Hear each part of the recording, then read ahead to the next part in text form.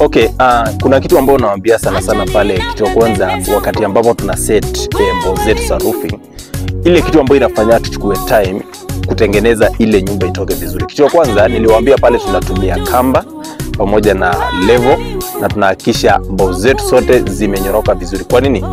Usiponyorosha rafters, unakuta saa zingine unaenda unakuta kuna mahali ambayo imesag sana ama mbao imeteremka sana. Sasa wakati ambao unazinyorosha zile mbao unakuta iko chini. Lakini ukifuata kamba, ukijaribu kuangalia, kitu cha kwanza ukiangalia venye tumeset kamba kwa hizi mbao zetu, tunahakikisha hizo mbao zimepelekana vizuri. Kwa nini?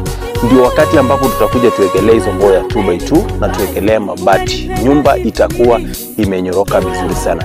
Na mahali ambayo inatusaidia, kitu cha kwanza tunaanzanga na hip roof ambayo ni hapa hivi kwa hii mgongo, tunainyorosha na kamba, alafu tunahakikisha hii kamba yetu tukiset hapa inaleta hadi kule mwisho, ndio tupate kutoa laini ya hizi. Ndio maana tunasema pale roofing inataka mtu ukue makini sana.